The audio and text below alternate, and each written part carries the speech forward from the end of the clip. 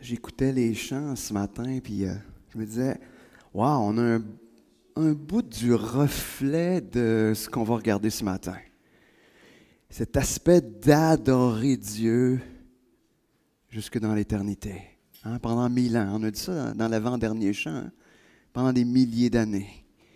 Et ce matin, excusez, je ne peux pas bouger, c'est vrai, il y a une caméra qui me check là. Mais je me sens loin, c'est pour ça. Ce matin, l'image qui me venait juste pour nous introduire, je me souviens quand j'étais TQ, on allait à Montréal, à ce temps-là, ça s'appelait le Planétarium d'art. Il a perdu le d'art maintenant, là, je pense. Ça doit faire une escousse. Ben, en tout cas, ça s'appelait comme ça. Et l'image que je me souviens, c'est on rentrait dans cette grande salle ronde. Puis là, on s'assoyait dans des chaises un peu inclinées, il me semble. En tout cas, dans mon image, remarquez bien, peut-être que je me trompe, je ne suis pas retourné, ça fait donc plus de 40 ans. Puis là, tout à coup, il projetait dans le dôme toutes les étoiles, puis on voyait les galaxies, c'est comme, waouh! Puis il y avait une voix très radiophonique, hein, où je ne sais pas trop qui parlait, puis c'était, on aurait resté là en tout cas, moi, j'aurais resté là pendant bien longtemps. Mais imaginez aujourd'hui, le texte qu'on va voir ensemble, on se retrouve un peu à la même place, mais qui ne sera pas le planétarium, mais un peu la même chose où Dieu, parce qu'on sait que l'Apocalypse a été écrit afin d'encourager ceux qui souffraient. Et ce qu'il est en train de leur dire, levez les yeux. Et un peu comme on faisait dans le planétarium, aujourd'hui, quand on regardait Apocalypse 4 et 5, c'est la même chose qui va être projetée. Voici ce qui est de l'autre bord de ces étoiles que je voyais quand j'allais au planétarium. Voici ce qui est au-delà de ce que tu peux penser, de ce que tu peux imaginer. Voici ce qui se passe dans le royaume, dans la présence de Dieu. Et ça, il faut le voir comme de cette manière-là ce matin, le voir comme ce privilège où Dieu rouvre le ciel. Puis il dit, regardez. C'est difficile peut-être, ce que vous vivez actuellement. Vous allez il va peut-être avoir d'autres souffrances plus grandes, mais regardez. Regardez ce qui est au-delà. C'est intéressant.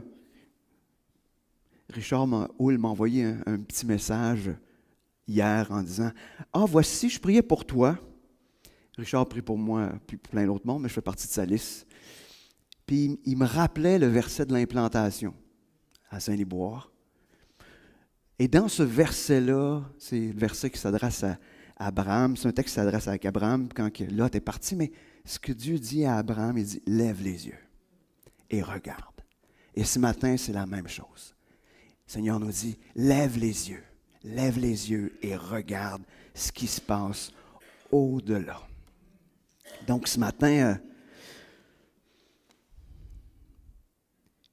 on va se tourner dans ces chapitres, donc 4 et 5. Je vais essayer tranquillement d'y aller parce que, comme vous le savez, le livre de la Révélation, j'aime ça jouer avec le mot Apocalypse et Révélation. Vous vous souvenez que je trouve que le terme idéal, c'est le mot Révélation. Donc, peut-être que j'interchangerai les mots, mais si ça vous dérange, je suis content. J'espère que ça va implanter quelque chose dans notre tête. En général, quand je dérange, je suis content, fait que c'est correct. Je ne suis jamais déçu de déranger. Mais, donc, on va survoler donc, ces chapitres-là, 4 et 5, donc remplis de symboles. Je n'ai pas la prétention ce matin que je vais tout vous ouvrir les symboles, mais je vais vous donner... J'aimerais que ce matin, à la fin, on se dise un peu comme si on avait été au planétarium. J'aurais aimé ça pouvoir faire une projection hologramme de ce qui se passe au ciel. Un jour, peut-être qu'on pourra le faire, ou peut-être que ça pourrait se faire déjà, mais j'aimerais qu'on soit vraiment dans cette image-là, où on lève les yeux et on regarde ce Dieu merveilleux. Donc, on va prier en débutant. Seigneur Dieu, ce matin, on veut te remercier. Déjà d'avance parce que je sais que tu vas te révéler à nous. Seigneur, tu nous appelles ce matin à lever les yeux, à t'adorer. Et Seigneur, nous savons déjà que c'est ce qu'on va faire dans ta présence. Te louer, t'adorer. Alors Seigneur, viens nous ouvrir les yeux afin qu'on puisse lever les yeux et voir ce que c'est être dans ta présence. Merci Seigneur pour ta parole qu'on va regarder ensemble ce matin. Et Seigneur, viens encourager chaque frère, chaque sœur, chaque personne ici présente ici, afin qu'elle puisse sortir d'ici en se rappelant que tu es un grand Dieu et que tout est dans ta main. Amen. On pourrait dire que les deux chapitres nous parlent d'adoration. Et donc, je vous dirais, si vous voulez des chapitres par excellence d'adoration, ça en fait partie. Et je trouve intéressant qu'on puisse regarder ça parce que c'est ce qu'on va faire au ciel. Hein? Il n'y aura rien de plus intéressant que ça à faire, je vous le dis tout de suite. Mais imaginez, on a peut-être besoin d'apprendre à le faire déjà aujourd'hui. Hein, étant donné qu'on va faire ça pendant l'éternité. Si on commençait à... Tu sais, des fois, j'écoute, je ne sais pas si vous êtes comme ça, mais moi, je suis toujours en train d'écouter ce que je chante. Puis là, je me dis, je le crois-tu? Je chante ça, là, mais je crois-tu ce que je suis en train de dire? Ah oui, tu sais, à tous les jours, je t'adore. Eh bien oui, est-ce que je suis en train de faire ça? Non. On n'est pas. On a besoin de dire, hey Seigneur, c'est ce que je veux être. Un adorateur.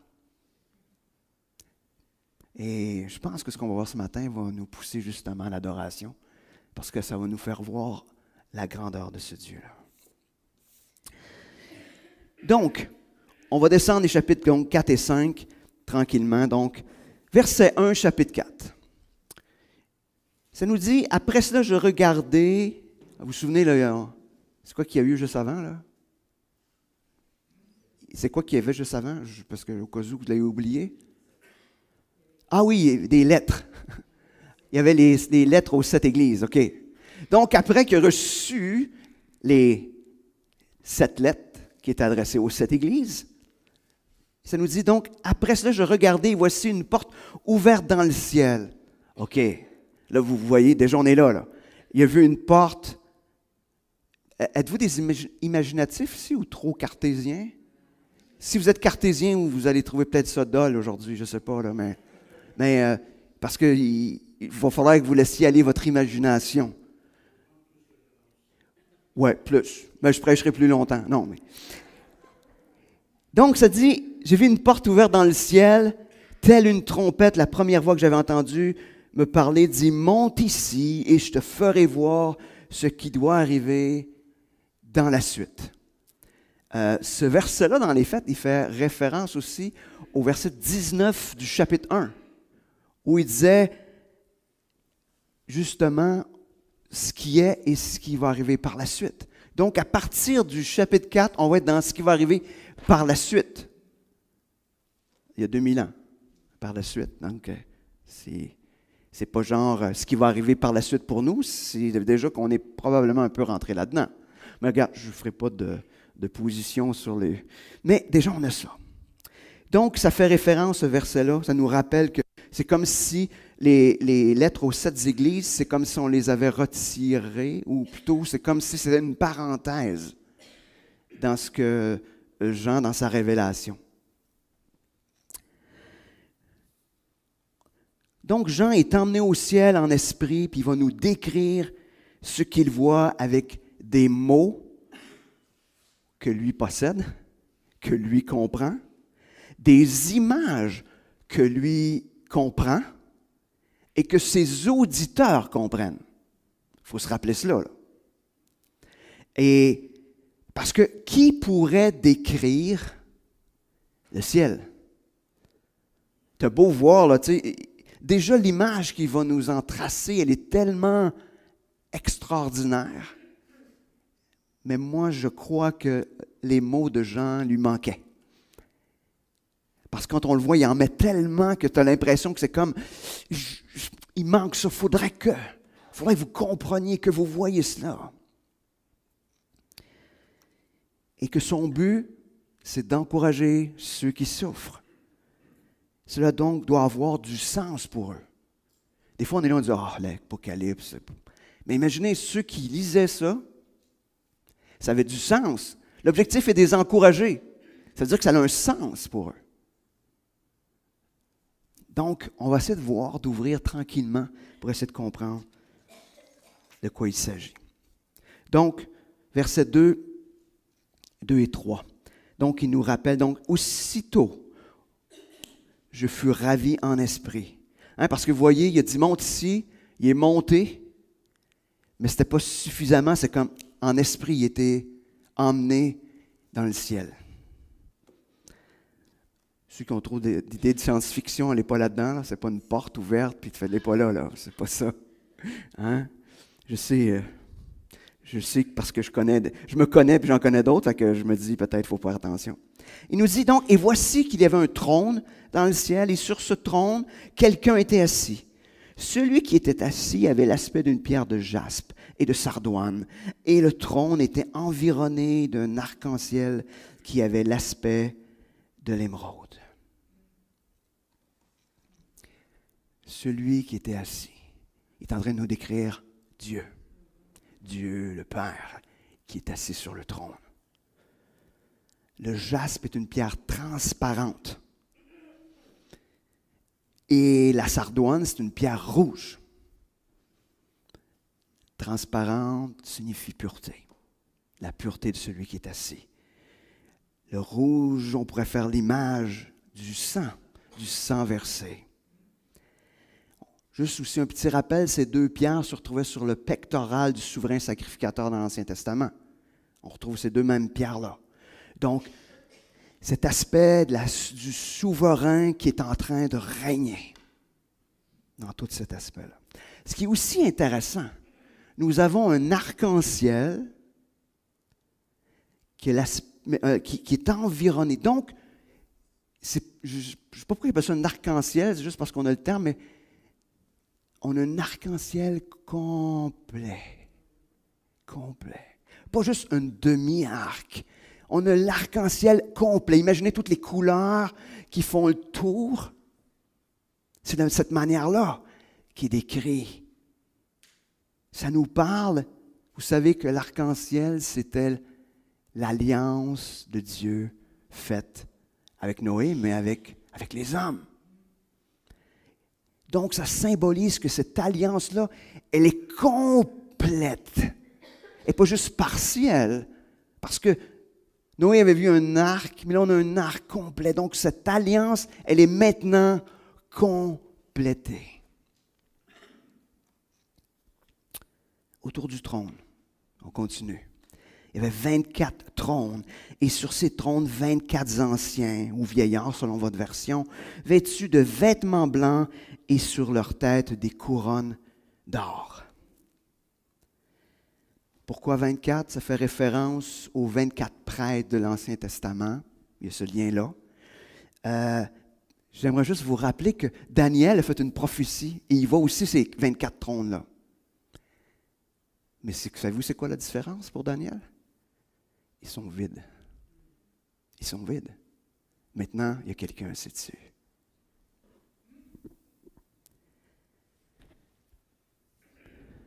Quand on regarde, il s'agit, parce que quand on découle, là c'est sûr, vous êtes obligé de me prendre un peu pour acquis ce que je vous dis, vous ferez les fouilles si vous voulez, vous ferez des recherches, mais ça représente ces 24 vieillards, ou 24 prêtres, l'ensemble des croyants qui sont au ciel.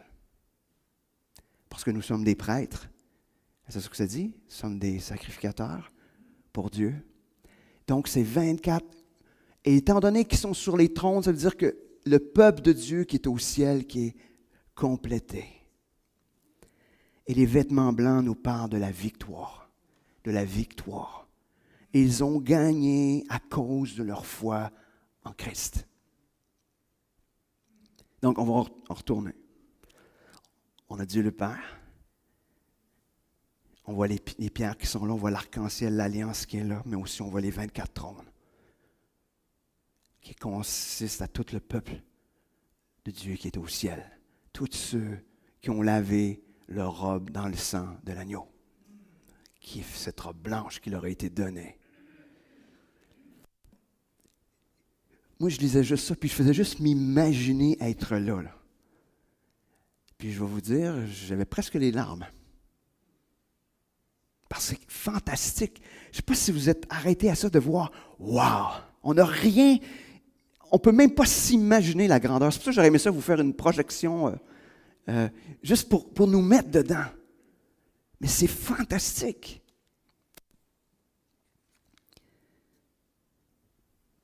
Imaginez, déjà, nous pouvons nous tenir aujourd'hui dans la présence de Dieu. Quand nous entrons dans la présence de Dieu, nous avons accès à une petite parcelle de cela peut-être, mais nous avons accès à la présence de Dieu. Déjà.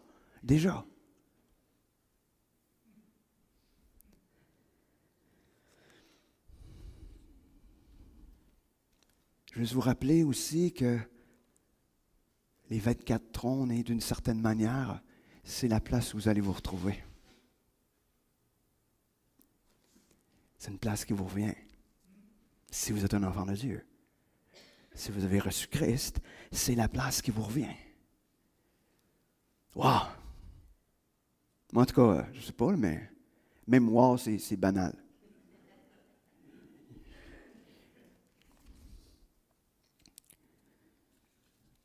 Continuons. Du trône sortaient des éclairs, des voix, des tonnerres.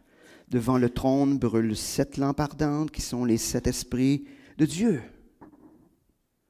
D'une certaine manière, quand vous commencez à entendre le tonnerre et des éclairs, ça veut dire qu'il arrive quoi, là? Une tempête, hein? C'est donc d'une certaine manière symbolique de cette tempête qui est à venir. Ça va brasser. Ça va brasser. Qu'est-ce qui est à venir? C'est le jugement de Dieu. Quand on assiste à cette image, on n'a pas accès. L'image qu'on a, ce n'est pas le Dieu plein de compassion, tendre et doux et tout ça. Non, non, non. C'est Dieu qui règne. C'est Dieu qui juge. Le but, d'encourager les croyants qui souffrent. Ce qu'ils ont besoin d'entendre, c'est que ce Dieu-là est un Dieu fort, puissant, qui règne, qui juge et qui va rendre justice.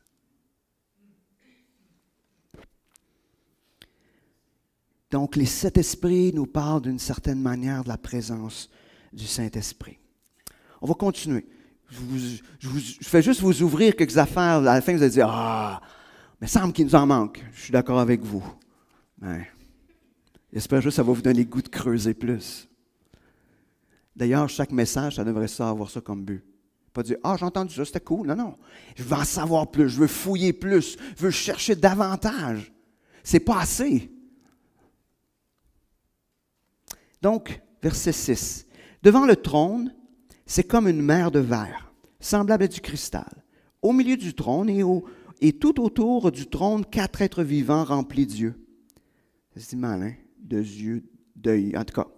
Devant et derrière. Le premier être vivant est semblable à un lion. Le deuxième être vivant est semblable à un veau. Le troisième être vivant est comme un visage d'homme. Et le quatrième être vivant est semblable à un aigle en plein vol. Les 4 êtres vivants ont chacun 6 ailes et sont remplis d'yeux, tout autour et au-dedans. Ils ne cessent de dire jour et nuit, Saint, Saint, Saint est le Seigneur Dieu, le Tout-Puissant qui est et qui vient. On va commencer tranquillement. La mer de cristal représente la sainteté de Dieu. Nous représente cela. 4 êtres vivants. Il est différent. Je vais vous donner une manière de les voir. Vous pourrez choisir autre chose si vous voulez. Mais je crois qu'il y a quelque chose dans cette manière de le concevoir qui qui fait référence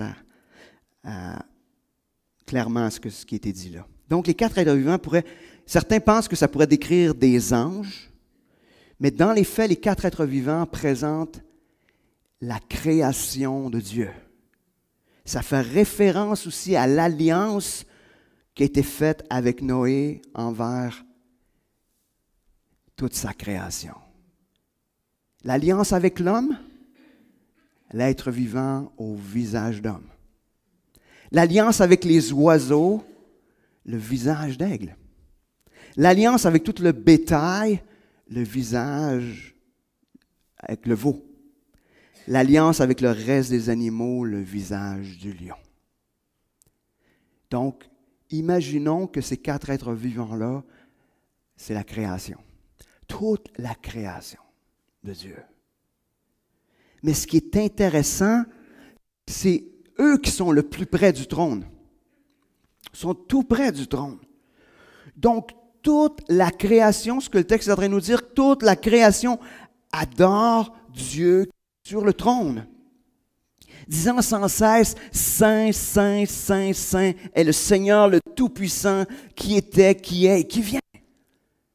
Ils sont en train de répéter sans cesse.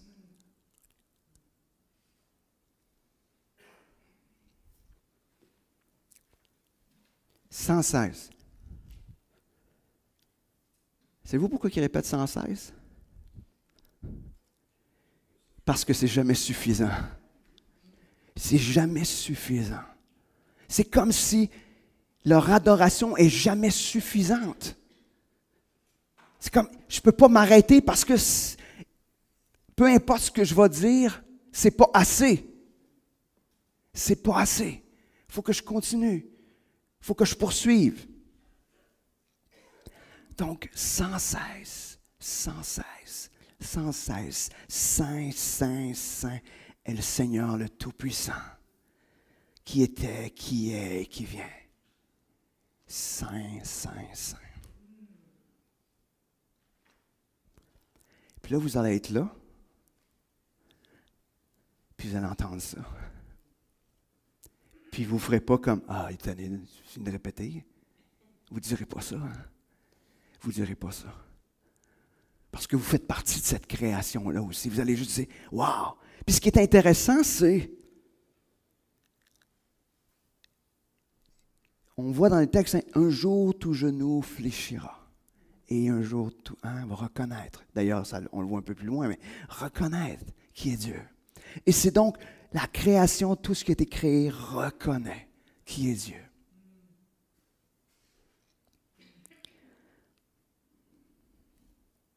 Et ça nous parle de toute son éternité, de ce Dieu créateur.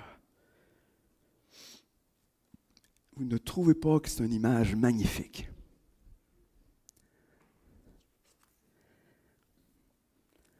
On va s'arrêter maintenant parce que dans la suite, sur la réaction de ce qui se produit dans le ciel lorsque les 4 êtres vivants adorent Dieu qui est sur le trône. À partir du verset 9. Et quand les êtres vivants rendront gloire, honneur et action de grâce à celui qui est assis sur le trône, à celui qui vit au siècle des siècles, les 24 anciens se prosterneront devant celui qui est assis sur le trône.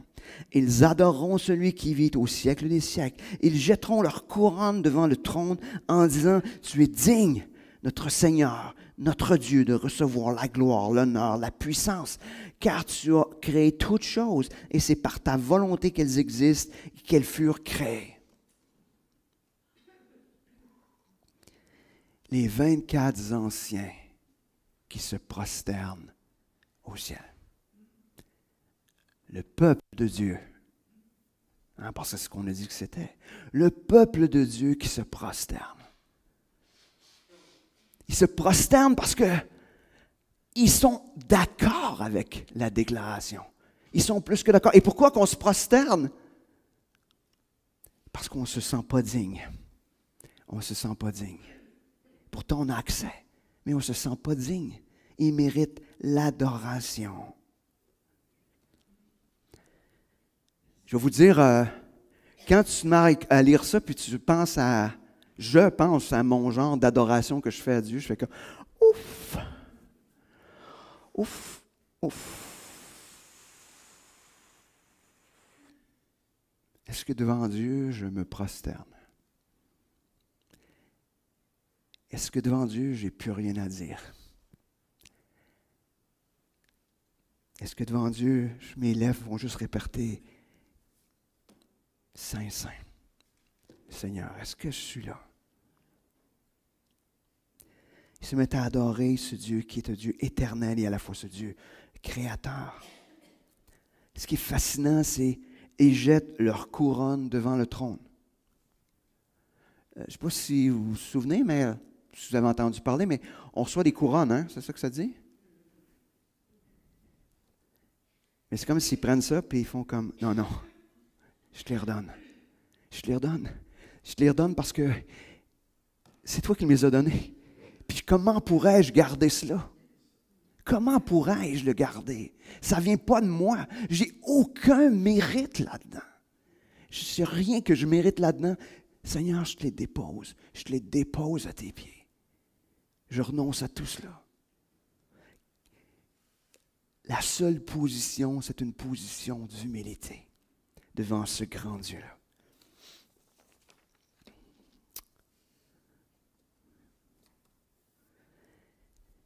Puis j'étais là, puis je disais, hey, ça me rappelle quand on a fait toute notre série où on a regardé les attributs de Dieu. À la lumière de ça, je me dis, on devrait retourner les regarder. Tu sais, je me disais presque cela. Parce que si on s'arrête vraiment à tout ce que Dieu est,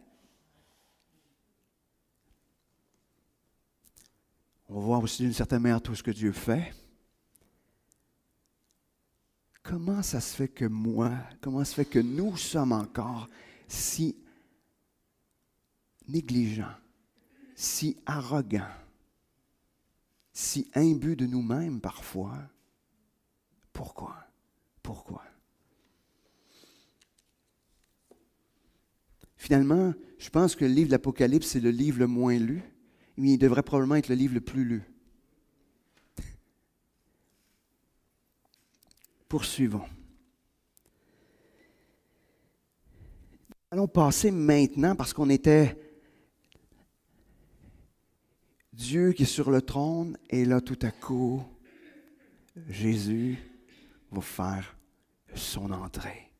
On va passer maintenant de l'adoration du Dieu créateur à l'adoration du Sauveur.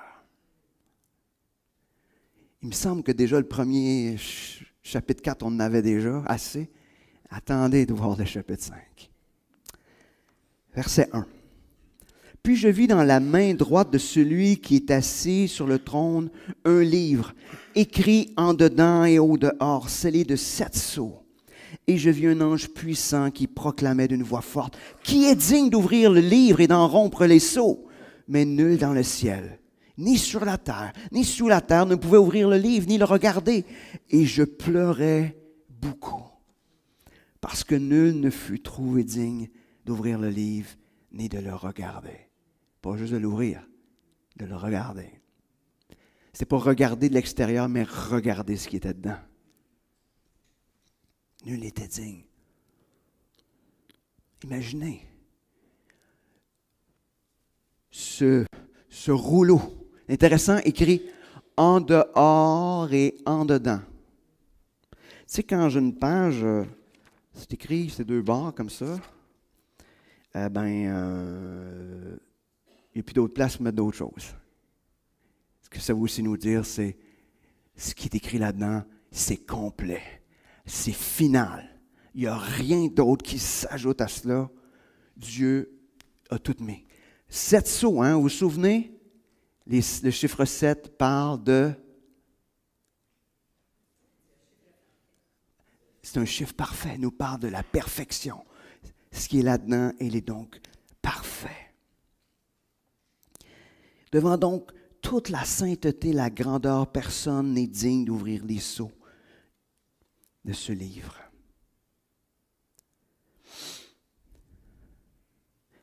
Pourquoi pleure-t-il?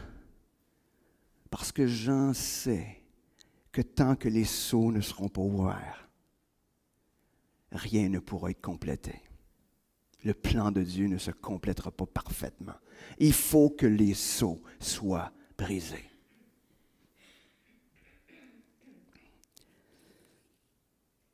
Parce que une fois qu'ils seront brisés, ça va exposer toutes les révélations de ce qui est à venir.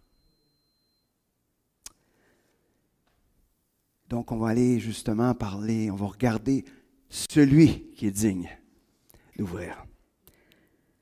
Verset 5. Et l'un des anciens me dit, ne pleure pas. Je ne sais pas si c'est l'ancien, parce qu'il y en avait 24. Ce serait le fun d'être dans ce groupe d'anciens-là qui dit, non, on ne pleure pas, mais en tout cas. Et c'est ceux qui étaient morts à l'époque, quand même. On n'était pas là. Donc, ne pleure pas. Voici que le lion de la tribu de Juda, le rejeton de David, a vaincu pour ouvrir le livre et ses 7 sceaux. Et je vis au milieu du trône et des 4 êtres vivants et au milieu des anciens un agneau debout qui semblait immolé. Il avait 7 cornes, 7 yeux, qui sont les 7 esprits de Dieu envoyés par toute la terre. Il vint recevoir le livre de la main droite de celui qui était assis sur le trône. Je ne sais pas si vous voyez l'espèce de contraste qu'il y a là-dedans. Il dit, voici le lion de Juda, hein? Le rejeton de David qui a vaincu, donc le lion vainqueur. Puis qu'est-ce qui va arriver? Un agneau immolé, hein? Égorgé. C'est ça le terme, hein? Quel contraste, hein? Mais Jésus est à la fois les deux. Il était cet agneau égorgé afin qu'on puisse avoir accès, afin qu'on puisse être réconcilié avec le Père, mais il est aussi le lion, le vainqueur. Et il y a ces 2 aspects-là. Donc, le lion de Juda, donc, et on le sait, le Sauveur était descendant de la tribu de Juda. Aussi un rejeton de David, aussi descendant de la tribu de David, donc de David. Il nous parle de Jésus comme étant le vainqueur, comme je vous disais, et comme étant à la fois cet agneau immolé. L'agneau immolé pour le sacrifice, le pardon de nos péchés, de vos péchés.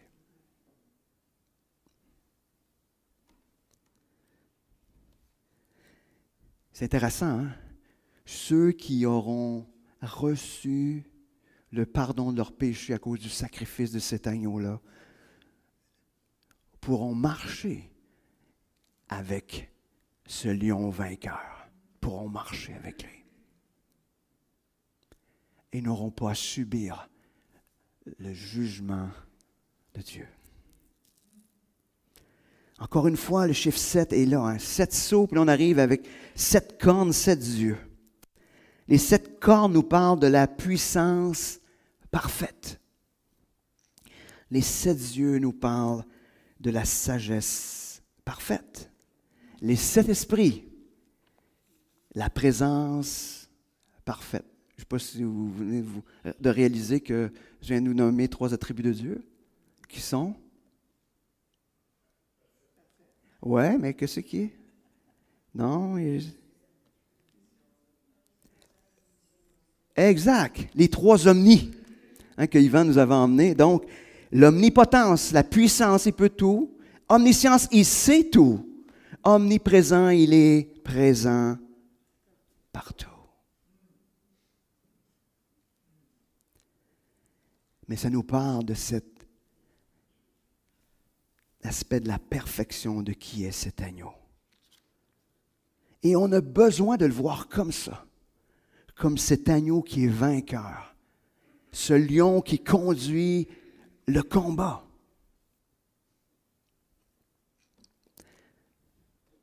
Quand on vit des moments difficiles, on a besoin de savoir que c'est un lion vainqueur. Oui, on a besoin de sentir sa douceur de l'agneau, hein, parce qu'on aime bien... moi, je me souviens, quand j'étais très jeune, il y avait le petit Jésus. était dans une crèche, le petit Jésus. Ou bien il y avait le Jésus sur une croix. Hein? C'est les deux images quand j'étais jeune. Mais un petit Jésus dans une crèche, c'est pas celui qui a l'air très puissant. Et lui sur la croix, pas du tout non plus. Ça ne semble pas un vainqueur. Mais aujourd'hui, pour nous, les enfants de Dieu, ce qui nous est présenté, c'est le roi, le lion. Celui qui va venir pour juger. Celui qui était l'agneau, qui était immolé pour le pardon de nos péchés. Mais cet agneau qui était comme immolé, mais qui est vivant, qui est ressuscité. Et c'est comme ça qu'on a besoin de le voir. Quand vous vivez de quoi de difficile, pensez pas à ce Jésus dans la crèche ou sur la croix. Pensez à ce Jésus vainqueur. Si lui est vainqueur, si lui est puissant, si lui sait tout, si lui voit tout, s'il peut tout, peu importe ce que vous vivez, c'est pas grave. C'est pas grave. Nous avons besoin que notre regard change. Levez les yeux. Arrêtez de regarder comme ça. Non, levez les yeux pour voir qui est votre Dieu. C'est ce que ces textes nous interpellent. D'une certaine manière, quand on continue dans le texte, il est digne non seulement à cause de ce qu'il est, mais aussi à cause de ce qu'il a fait. Ah, ça ne vous rappelle pas quelque chose? Ce qu'il est, ce qu'il fait. Ouais, il me semble qu'on a parlé de ça depuis le début de l'année plus qu'une fois. Mais on va regarder donc à partir du verset 8 au verset 10. Quand il eut reçu le livre, les 4 êtres vivants et les 24 anciens se prosternèrent devant l'agneau, tenant chacun une harpe et des coupes d'or remplies des parfums qui sont les prières des saints. Et ils chantaient un cantique nouveau, en disant, « Tu es digne de recevoir le livre et d'en ouvrir les sceaux, car tu as été immolé. Tu as racheté pour Dieu, par ton sang, les hommes de toute tribu, de toute langue, de tout peuple, de toute nation. Tu as fait d'eux un royaume des sacrificateurs pour notre Dieu, et ils régneront sur la terre. » Qu'est-ce qu'il a fait? Hein, s'il se présente avec les coupes des prières des saints, c'est pas juste pour faire cute. C'est parce que cet agneau, ce lion, les reçoit. C'est comme une offrande qui lui est faite. Il les reçoit. Pourquoi qu'il est digne de recevoir toute l'adoration? Parce qu'il a été immolé, sacrifié pour nos péchés. Parce que payer le prix pour nous. Parce que verser son sang pour sauver les hommes de toutes les langues, de toutes les nations. Allez, faites de tous les disciples. Pourquoi qu'il dit allez, faites de tous les disciples? Parce que son sang est efficace pour tous à travers le monde.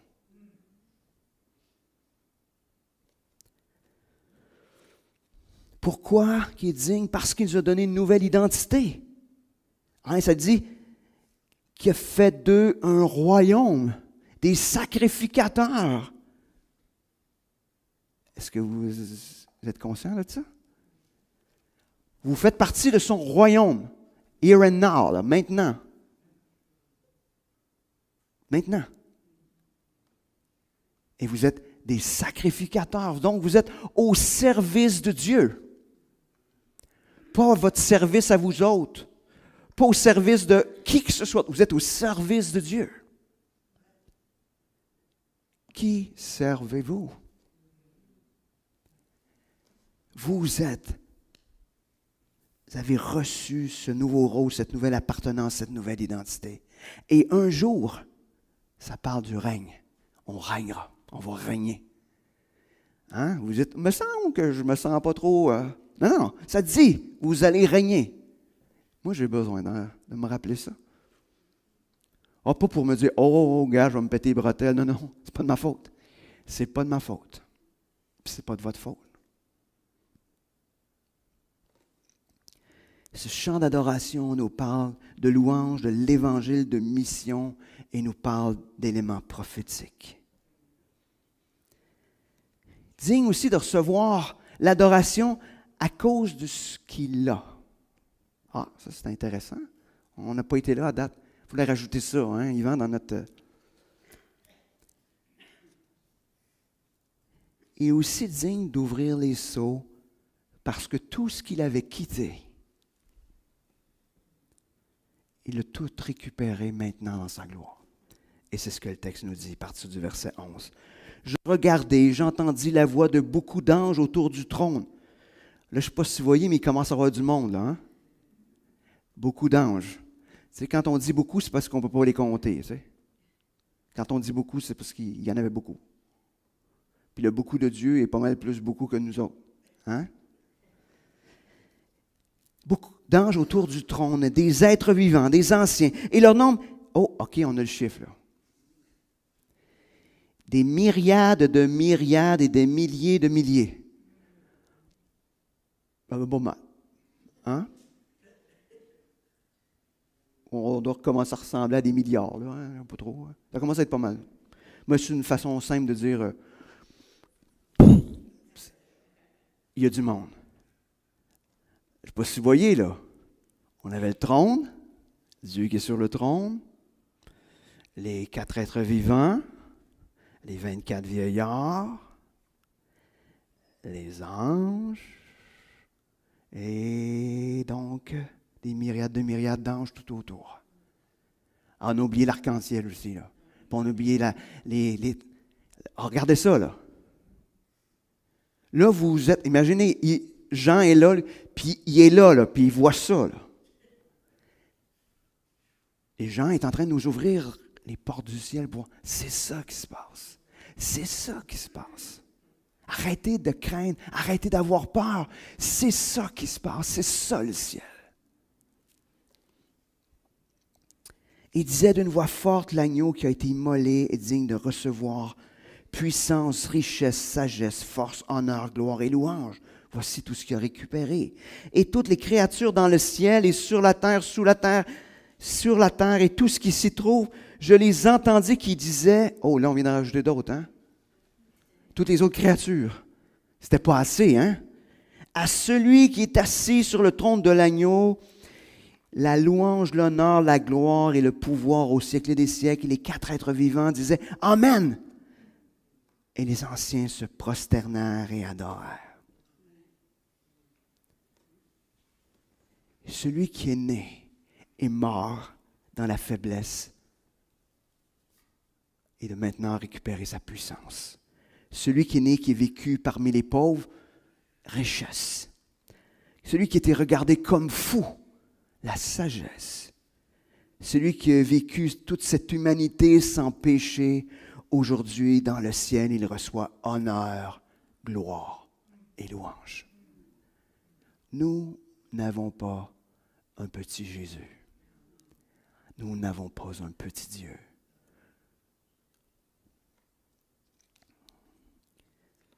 Seuls ceux qui ont connu Christ comme leur sauveur peuvent l'adorer comme tel. Sommes-nous des adorateurs?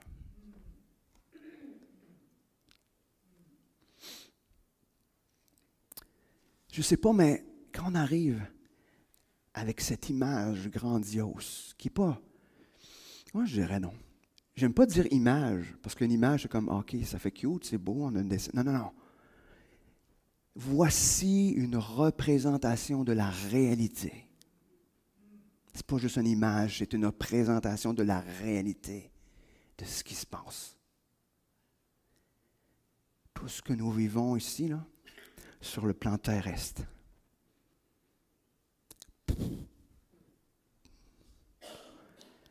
À travers tout ça, bof. Hein, c'est banal. Ça semble banal. C'est pour ça que ce matin, ce texte nous appelle à lève les yeux. Lève les yeux.